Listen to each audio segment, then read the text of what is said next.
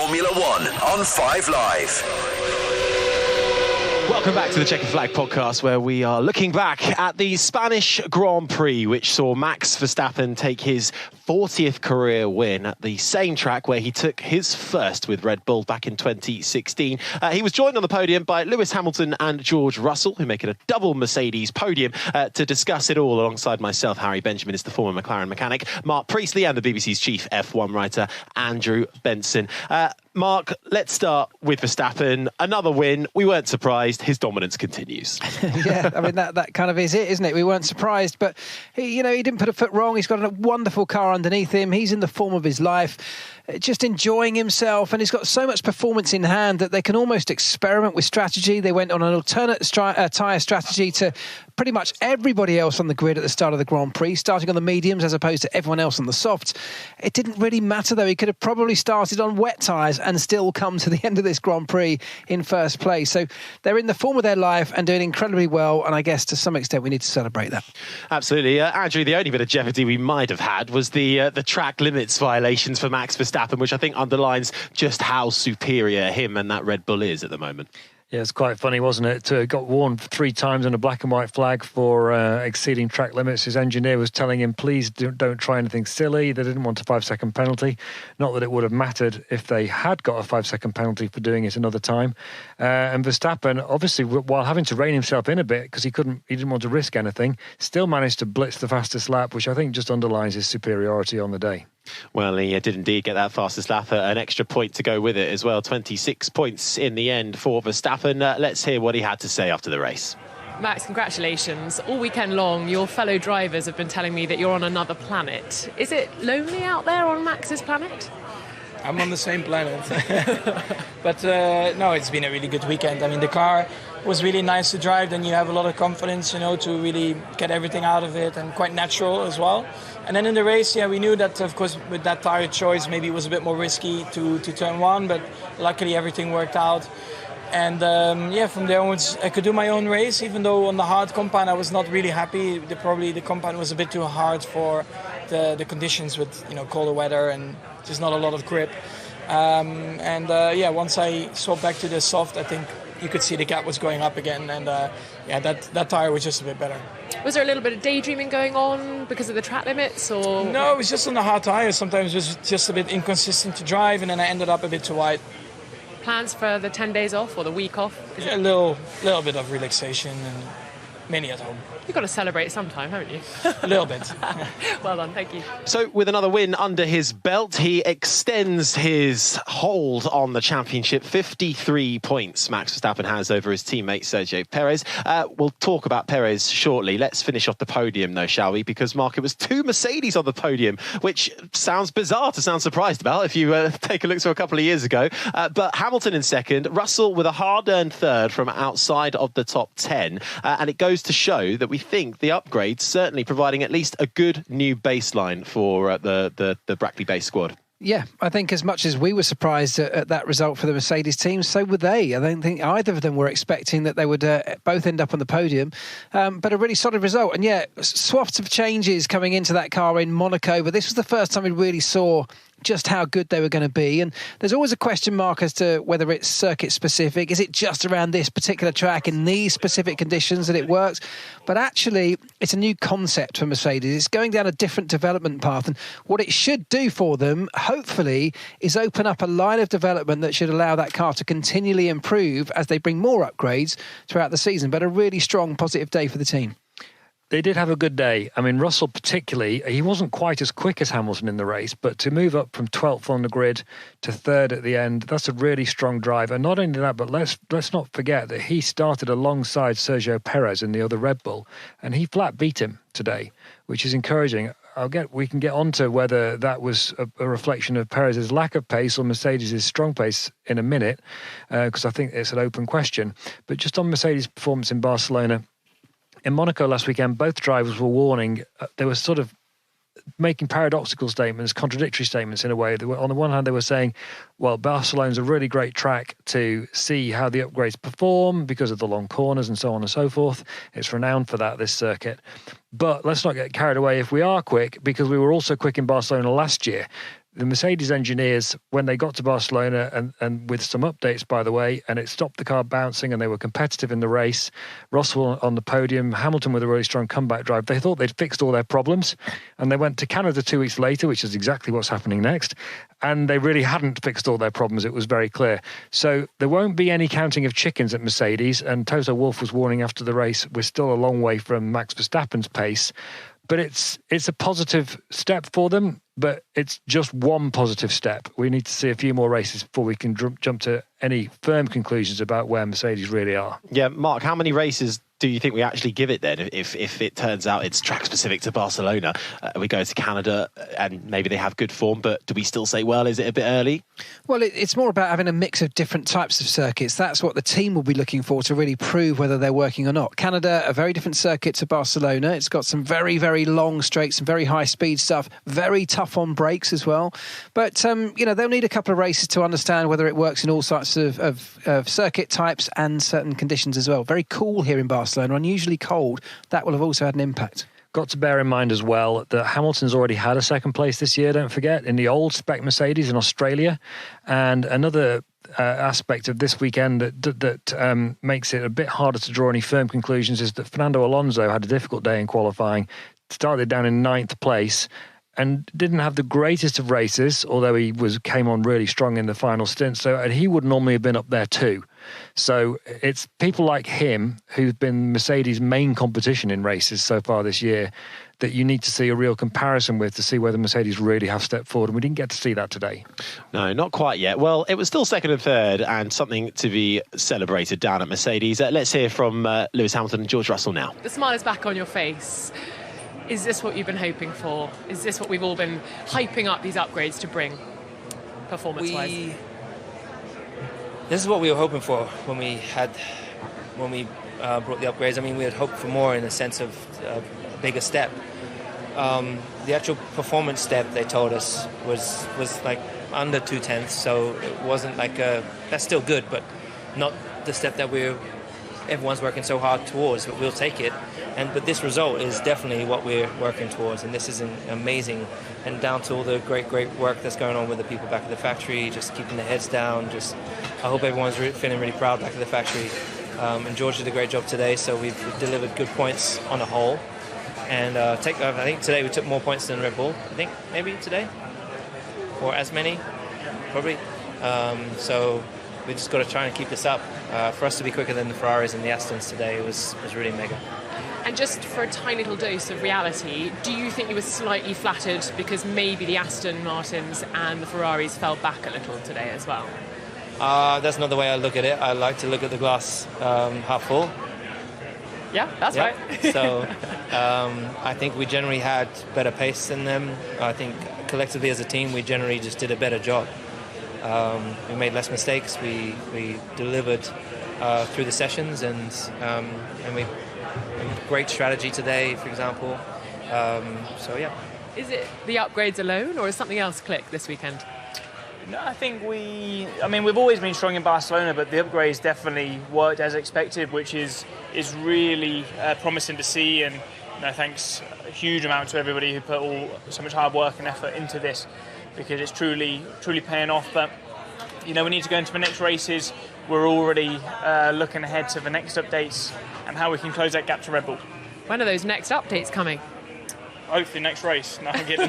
I'm kidding. Wait for the headlines. I think Mercedes are the best team on the grid in terms of development. We've seen it time and time again. We know where we fell short over the winter this year. We're going to do our best to claw that gap back to Red Bull, and already looking towards next year and how we can make sure that we hit the ground running. Because if we do, I think there'll be no stopping us. But it's just closing the gap. It's not actually surpassing Red Bull, you think? I mean, they're in a league of their own at the moment. They're cruising. I think Max probably has a couple of attempts in the pocket at the moment as well. So, it's a bit of a shame for everybody else in the sport. But as I said, they've done a mega job. And we need to turn it up a notch. Thanks very much. Thank you. That was Hamilton and Russell there, P2 and P3. And with that, Mercedes overtake Aston Martin. They go up second into the Constructors' Championship fight. I'll ask you both on this. Who is the best of the rest then at this stage? Thanks for that question. It's a very difficult one to answer because, look, coming into the weekend, you'd have said Aston Martin, certainly in the hands of Fernando Alonso, have been looking really, really strong. And yet today they had a very disappointing Grand Prix. Both cars really off the pace. Even Alonso, who we really thought could do something in front of his home fans, just didn't have the car pace there. Ferrari, we've seen taking a step backwards really this weekend. And again, it's so difficult. In the same way we're talking about Mercedes not being able to really sign off those upgrades as a definite positive step, we can't really do that for all the other teams that didn't, that struggled a little bit because of the conditions, because of the circuit type. So let's wait another couple of races. I'm absolutely sitting on the fence here and not answering your question, but let's give it a couple of races before we really jump to that conclusion. You're not in the middle of the McLaren garage anymore. You can pick a side. It was a funny weekend, though, because Ferrari's another example. You know, Charles Leclerc qualified 19th. What on earth's going on there? You know, and I don't think Ferrari definitely don't know yet. They're going to have a bit of a post-mortem on that car and Maranello, and I think they're going to have to do a bit more than that because they did some really odd things today. They put Leclerc on a hard tyre to try and make progress in the race and then did an early pit stop. What was that about? They swapped out his entire rear end without realising what was wrong with the car. Well, you know, the first thing you would think about that was, well, why would that make a difference if you just put the same rear end back on, but it's a different set of parts, you know? And then Sainz was not quick in the race. He dropped back quite a lot, and they had an upgrade on that car this weekend, which was intended to make the car more consistent in races and improve the race pace. They did say, admittedly, it wasn't going to be night and day. It was the start of a development path, these more Red Bull-style side pods. But it certainly didn't flick a switch for the Ferrari. And so they've still got lots to think about. But at the same time, you wouldn't expect Leclerc to be that far back. So that's another issue with the competitive order. You are right, Mark. The Aston Martin didn't look that quick this weekend, did it? In the race especially. Russell flat beat Alonso in the first stint. It has to be said, even if Alonso came on strong at the end. But he was going to get sixth, Alonso, but no more than that.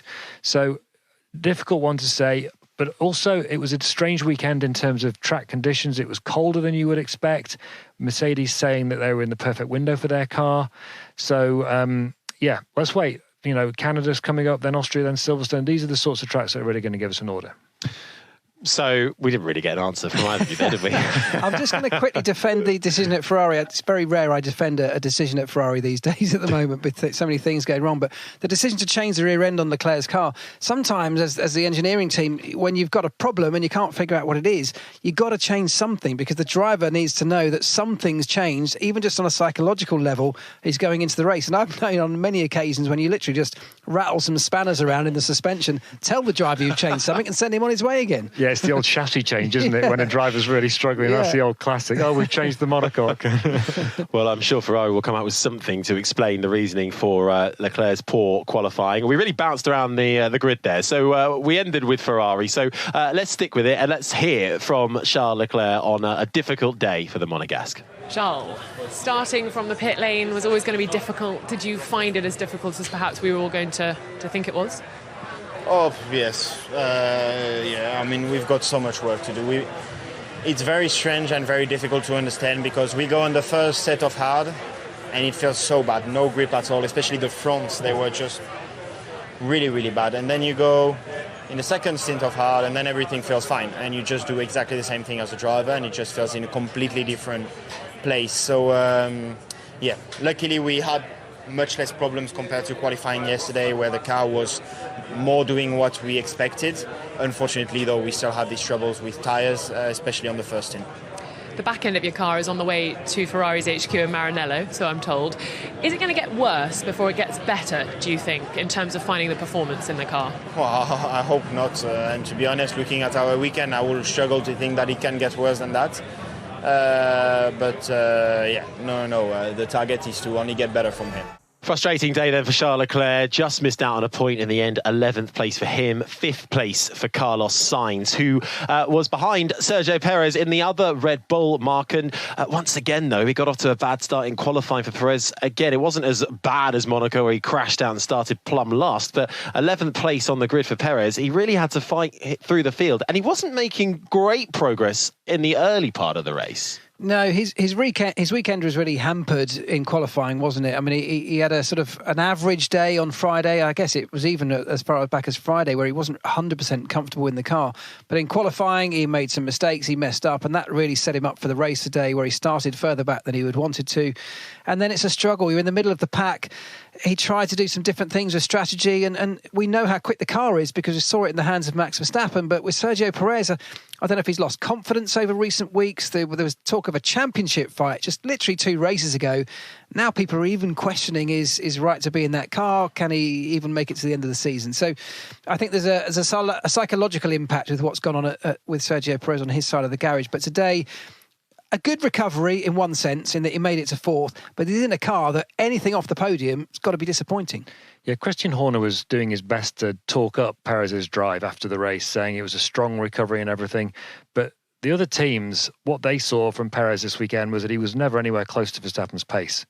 And Mercedes, I know, went into the race thinking that, they could have a decent chance of, on the pace that they'd seen for the weekend so far, they thought they could beat him.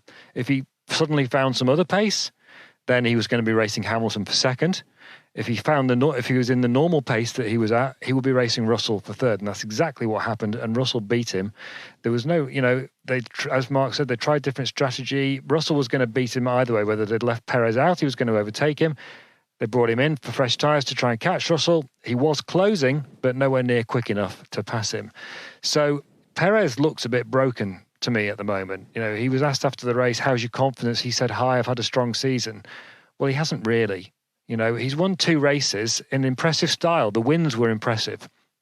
But he had a very difficult weekend in Australia where he made lots of mistakes on Saturday, and that ruined his race, which was then chaotic, but he finished off the podium there. And he's had 2 very tough races now in Monaco and Spain, and he got thrashed by Verstappen in Miami, having started on pole with Verstappen. Where was Verstappen? 10th or something on the grid, I think, because he had that problem in qualifying. He just rocketed through, and it was like he was in a different car to Perez as well as everybody else. So that's 3 races in a row now, plus Australia. Verstappen's got 5 wins to Perez's 2. It's all over. And Horner did make a good point. He can maybe now just relax. And I think what's been going on is Perez is reaching for something that was never real. He's gone into the season. He's had a couple of strong races on circuits that he's good on. And he's thought, I can beat Max to the championship. And I've got to be absolutely on my game, and I've got to be my absolute maximum level every lap, like Verstappen is, like Hamilton is, like drivers of that caliber are.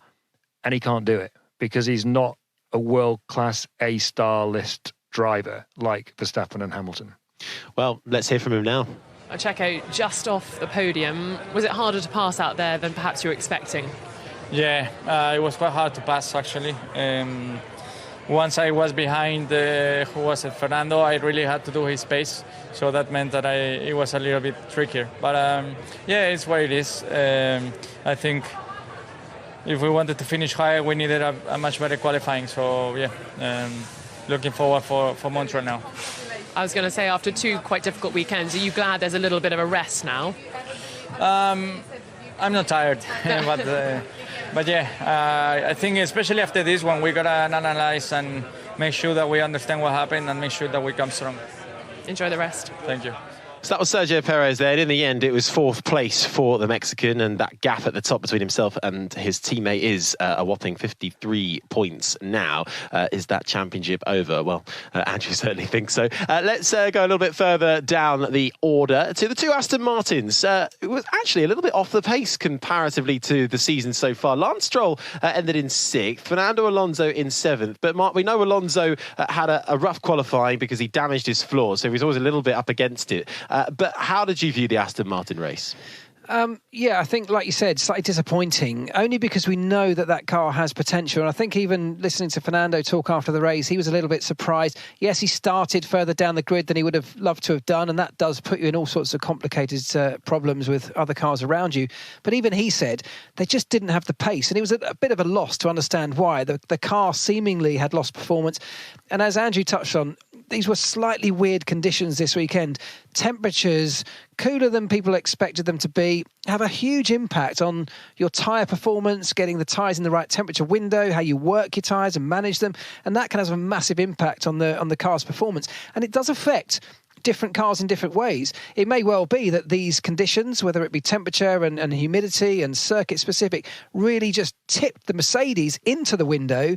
It may have tipped the Aston Martins just out of that window, and the difference between in and out, can be a second a lap. And there still seems, though, Andrew, a harmony in that team between the teammates, because Stroll was ahead, but Alonso was closing in on him in the dying stages. But a nice little radio message just to say, don't worry, I'm not going to overtake him. Yeah, it was really amusing. Alonso came out from his final pit stop 10th, and he overtook Tsunoda, Joe and Ocon, and he was closing on Stroll. And if Stroll was in any other car, he would have gone past him too and finished 6th.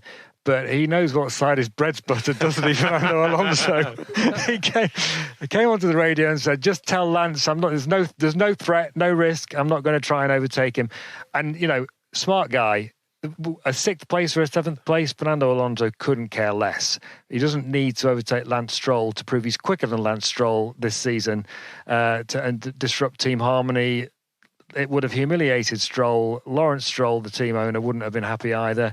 Much better just to bank the 7th place, move on to Canada, and normal business will be resumed, presumably. Well, it was 7th in the end for Fernando Alonso. Let's hear what he had to say. Fernando, a lot of teammates would have told their team on the radio that they were faster. Perhaps they should have gone for another pass. But you were very happy to sit behind Lance. Can you tell me why? Yeah, I think I was a little bit faster, like 1 or 2 tenths. Had newer tyres, 10 laps to go. But when you get close to another car, you have some turbulent air, and I damaged one floor yesterday already. I didn't want to damage another one today, and I didn't want that he damaged the floor either. By defend. For us, it was the same 6th and 7th, and 7th and 6th, same points. So we just bringing the car home felt the right choice. Do you feel that the Aston Martin hype train and the Fernando Alonso hype train slightly ran out of steam this weekend? And is that going to happen again in Canada, or are you ready to load it up again? It will not happen again. Oh, thank goodness you've told me that. This is the last race without podium. Okay, thank you.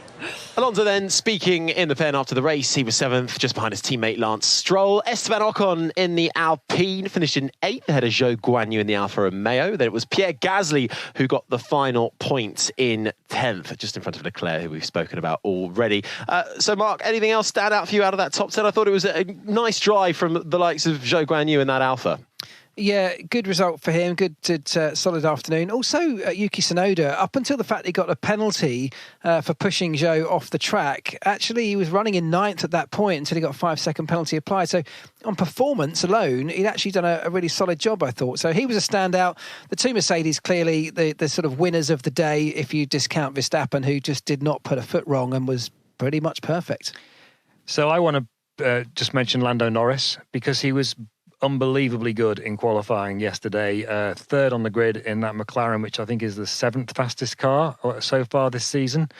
That was an outstanding performance by him. He did say he was going to, be fighting a rearguard battle in the race. I don't think he expected to be last at the end of the first lap, though, because he collided with Lewis Hamilton at the first corner, damaged his front wing. It's just one of those first corner things, really. I mean, I guess it's probably more Norris's fault than Hamilton's, because he was behind. It was his rear front wing against Hamilton's rear tyre. But that was the end of his race, and he's only recovered to 17th. So it would have been nice to see Norris, after that superlative qualifying performance, do that hanging on job and seeing what he could have managed. I suspect he would have dropped down to the lower reaches of the top 10, as he was expecting to. But he's not having a lot of luck this season, Norris or McLaren. So, maybe, hopefully, they can bring another upgrade. I know there's another upgrade coming. They don't know. Andrea Stella was talking to me about it in Monaco last weekend. It's either going to be for Austria or Hungary. Hopefully that can bring them a bit further up the grid, and Norris can show, his real quality a bit further up the field. Well, I mean, just talking about Norris's luck, I mean, just think about that moment on lap 1, turn 2, Hamilton and Norris, it was those two that came together, as you said. Hamilton finished second, coming away from that incident unscathed. Norris right down the back in 17th with the same incident, but he ended up with a broken front wing, had to make an extra pit stop, and his race was absolutely effectively ruined from that point on. Yeah, real shame for Lando Norris in the end, as you said, 17th, only ahead of Magnussen. Bottas, who was used as a bit of a sacrificial lamb to secure Zhou Guanyu, his teammate, some points, and Logan Sargent was 20th and last in the end. We thought at one point during the race we were going to get a bit of rain, courtesy of George Russell. Got us all excited. He said he felt some rain down in turn 5, and then we thought, oh, this could get good. We've already got a bit of tyre strategy going on. Are we going to get a few spatterings of rain? But then he came back on the radio to say this. Is anyone else reporting rain?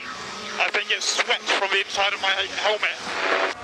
So it sounds like it's just you that's reporting the rain.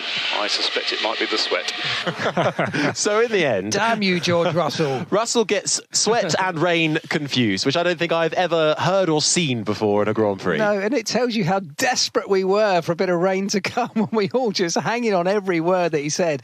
Sweat inside the visor, I've never heard anything like Russell was a bit desperate for rain too, wasn't he, by the sounds of it? He wanted to make a one-stop work at that point as well, didn't he? In the end, the rain did not come down, but he still managed to get a podium for his efforts, as we've said. OK, driver of the day, please, from both of you. Mark, start with you. I'm going to say George Russell. I thought he did a sterling job coming up from P12, where he started on the grid, to get a podium in P3, holding off the charging Sergio Perez towards the closing laps. I'm sorry to be boring, but how can you not pick Max Verstappen? Yeah. He was just amazing. Oh, yeah, I forgot about him. Yeah. Oh, yeah. Yeah, hi. It's hard to disagree with you, Andrew. Normally, I like to pick a little bit of an underdog, like a Zhou Guanyu did quite well, but I think for this weekend, you've got to give it to Verstappen, superior from the get-go, really. 2 weeks' time, we go to Canada, a track that we all love going to. We all love seeing the racing there. A prediction for what we might see there. I won't go for your race winner prediction, because I think we all know where that's going to go. But what are you hoping to get from Canada? Well, I mean, just to touch on that, yes, we think probably Verstappen and Red Bull will win. But one of the reasons for that is it's got that incredibly long straight. It's a very high speed. It's a low downforce circuit. Those are the kind of conditions that Red Bull love. And I'm sorry to everybody listening at home that's hoping for something different, but that's probably the reality. It's going to be the cars that like the high speed stuff, and that is the Red Bull. Yeah, and there isn't a championship battle going on, but it's a weekend where Perez can use it to maybe get his mojo back a little bit, which he needs to, because it's a street circuit. It's not an absolute street circuit like Monaco, but there's a lot of close walls in Canada. So and he generally does well on street circuits, and he's done well in Canada in the past. So I think he can hope for a stronger weekend there. It's going to be interesting to get a read on the sort of Ferrari, Aston Martin battle behind the Red Bulls.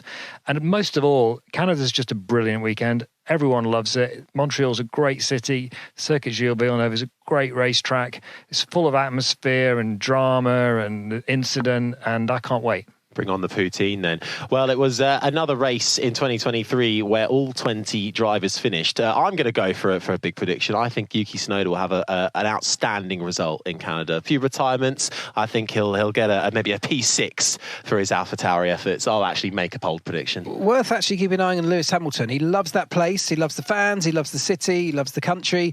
Scene of his first Grand Prix victory as well. He could have a solid weekend there, couldn't he? Yeah, he's brilliant around Montreal, Lewis Hamilton. And also Charles Leclerc. I'll go shout out for Charles Leclerc to be on the front row again. Okay. I think we predicted everybody doing something there. Well, thank you very much, Andrew Benson, Mark Priestley. We go to Canada in 2 weeks' time, where Max Verstappen will be looking to extend his championship advantage even further. But he has racked up another win, his 40th career win in Formula One, by taking the checkered flag for the Spanish Grand Prix. We'll see you in a couple of weeks for Canada. This has been an IMG production for BBC Radio 5 Live.